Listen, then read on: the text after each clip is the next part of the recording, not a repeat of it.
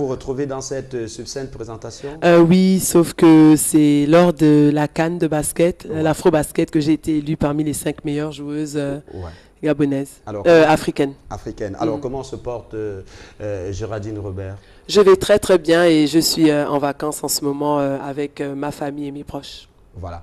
Merci d'être sur ce plateau avec nous, Géraldine. Comme il est de tradition, si l'on vous demandait de nous parler de vous, qui êtes-vous réellement? Qui est Géraldine Robert? Géraldine Robert, c'est juste une franco-gabonaise parce que je tiens à préciser que mon papa est français et c'est ma maman qui est gabonaise. J'ai grandi à Port-Gentil et je suis juste une fille de Port-Gentil, une basketteuse professionnelle et surtout une maman. Voilà. Une maman est fière de l'être d'ailleurs. Voilà, il faut rappeler que ça a 18 ans que vous envolez pour la France. Mais avant toute chose, vous aviez d'autres passions en dehors du basketball, notamment la danse classique et bien sûr le volleyball. Comment finalement vous vous déportez de la danse classique, du volleyball pour le basket qui fait de vous aujourd'hui une étoile, on va le dire, de cette discipline sportive? J'ai toujours été très sportive. Même quand on pose la question à mes parents, ils vont vous dire que ma maman a dit la dernière fois à ma tante que Géraldine, même à 3 ans, on l'envoyait prendre du beurre au frigidaire, elle partait en courant. Ouais. Elle marchait jamais. Donc maman a su que j'avais la fibre sportive très jeune. Et oui, j'ai commencé par la danse classique pendant 6 7 ans. Ouais. Après, je me suis intéressée au volley. Après, je me suis intéressée à l'athlétisme aussi. Et je suis arrivée au basket vraiment par hasard parce que les garçons de ma cité, CFG, vous avez dit Roger Butin tout à l'heure, c'est la CFG. Voilà, et ils jouaient au basket. Et mon frère, un jour, m'a pris par la main, mon petit frère, et il m'a dit, Géraldine, viens jouer avec nous. Et c'est comme ça que j'ai commencé à apprécier le basket. Et c'est comme ça que je suis arrivée dans le monde du basket. Voilà, donc vous devez votre carrière de basketteuse professionnelle à votre petit frère. À mon petit frère, exactement. Voilà. Alors, à vous le tout, cher monsieur. La première partie de cette émission consiste d'ailleurs à s'entretenir avec Géraldine pendant 25 minutes, avec bien sûr le concours de nos téléspectateurs, avant de marquer un arrêt pour prendre notre traditionnelle rubrique coup de gueule, coup de cœur. À vous, monsieur François d'Assise. Ou alors? Oui, François d'Assise, à vous. En tout cas, c'est un plaisir de vous avoir vraiment en face, même si vous êtes à Port-Gentil, né à Port-Gentil, pourtant je ne vous ai jamais vu, excusez-moi.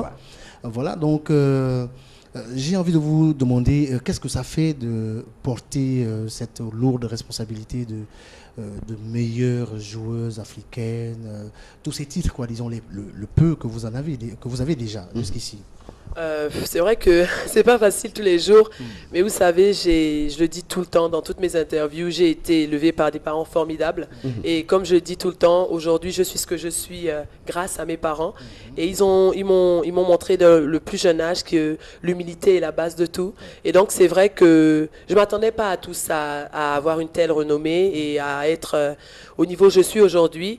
Mais vous savez, je m'étais pas préparé, mais vous savez, à un moment donné, la vie, les circonstances de la vie font en sorte que tu es prêt quand ça arrive.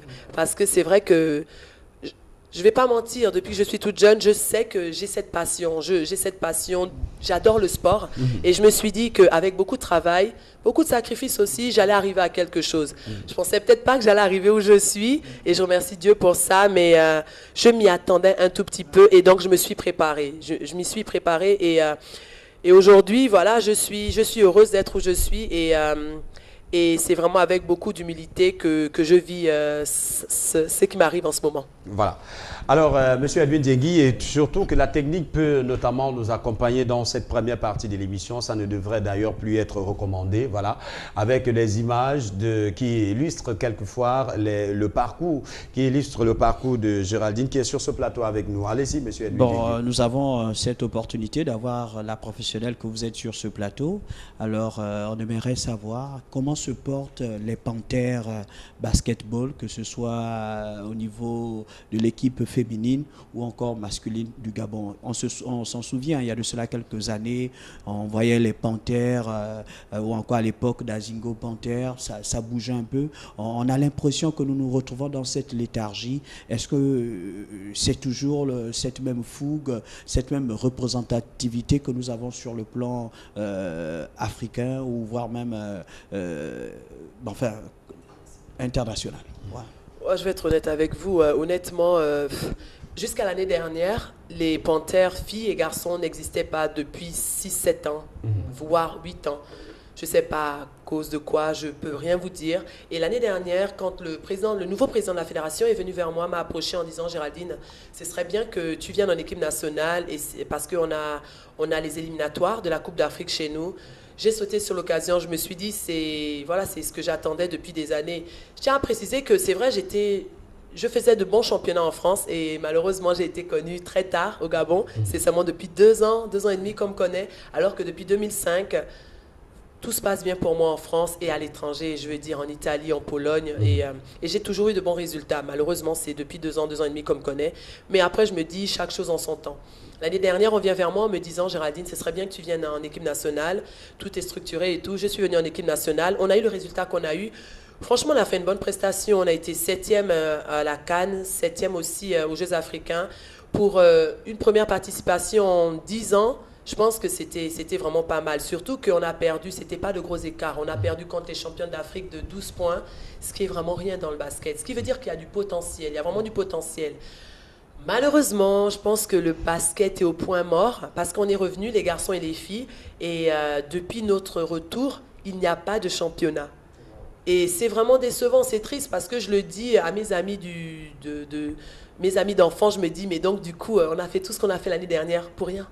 Pour rien, il n'y a pas de championnat. Ouais. Les gens vont me demander pourquoi, je ne peux pas répondre. Je ne sais pas, ça ne dépend pas de moi. Et c'est vraiment triste parce qu'on a énormément de potentiel. On a toute une vague de jeunes de 16, 17, 18 ans qu'on peut encadrer pour notre équipe nationale future. Mais je ne sais pas, on voit pas ça. Alors, peut-être avant de revenir à vous dans le même sillage, Géraldine, alors aujourd'hui, il faut rappeler à nos téléspectateurs que vous avez évolué aux couleurs de la France. Voilà, vous avez été sélectionné à plusieurs reprises pour le compte de la France. Mais aujourd'hui que vous vous retrouvez à défendre le vert, jaune, bleu et qu'il n'y ait pas ce championnat, vous vous dites à un moment donné que vous avez abattu ce travail pour rien. Est-ce que quelquefois ça vous amène à regretter d'avoir abandonné la France au profit du Gabon? Je vais être honnête. Je n'ai pas abandonné la France, c'est la France qui n'a pas voulu de moi. Je suis sortie meilleure joueuse, j'ai eu toutes les stats, les très bonnes stats qu'il fallait pour être en équipe de France et je n'ai jamais été en équipe de France. Je ne vais pas vous mentir, il n'y avait pas d'équipe nationale gabonaise. Ouais. Jusqu'à l'année dernière, les gens me disaient « je ne veux pas d'équipe nationale gabonaise ». Non, l'équipe nationale gabonaise ne m'a jamais contacté jusqu'à l'année dernière. Et moi, j'ai évolué en France, dans l'un des meilleurs championnats au monde et j'avais de bons résultats. On m'a présélectionné en équipe nationale, c'est-à-dire j'ai joué des matchs amicaux avec l'équipe de France, mais je n'ai jamais été sélectionné en équipe de France. C'est l'un de mes regrets parce que je ne vais pas vous cacher, je suis franco-gabonaise. Si j'avais pu porter les couleurs de la France, je l'aurais fait. Il n'y avait pas d'équipe au Gabon, il n'y en avait pas. Et malheureusement, les Français, le coach à l'époque, apparemment, je ne sais pas ce qu'il avait contre moi, il a toujours dit que j'étais atypique. Il a dit Géraldine Robert est atypique. C'est vrai que je n'ai pas suivi le cursus de la formation en France. Je ne l'ai pas suivi parce que la formation, c'est comme mon fils. Mon fils a commencé sa formation à 14 ans. Il allait au CREPS, il est au centre de formation maintenant et je n'ai pas suivi tout ça. Moi, je suis arrivée au championnat de France et j'ai dominé directement. Et voilà, et c'est vrai que j'ai un jeu atypique, c'est vrai que j'ai quelques lacunes, mais que je comble par beaucoup de choses, par mon agressivité, par mes qualités athlétiques et tout. Donc, je n'ai jamais représenté la France. Et ce qui est bien, c'est que les journalistes le voyaient. Il y a des journalistes, il y a par exemple l'équipe qui faisait des articles sur moi en se demandant comment ça se fait que Géraldine n'est pas en équipe de France. Maintenant, comme je le dis, tout ce que Dieu fait est bon. Je n'ai peut-être pas représenté l'équipe de France parce que peut-être Dieu avait prévu quelque chose d'autre pour moi, l'équipe du Gabon. Et je ne regrette pas, vous savez. Et si c'était à refaire aujourd'hui? Je referais la même chose parce que je ne pouvais pas faire plus que ce que je faisais.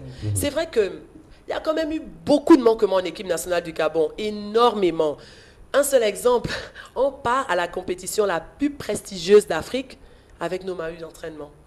Parce que quelqu'un n'est pas allé prendre les maillots officiels. C'est un seul exemple que je donne. Voilà. Et je peux en citer beaucoup. Oui, évidemment. Vous comprenez ce que je veux dire? Allez-y, vous comprenez ce que je veux dire?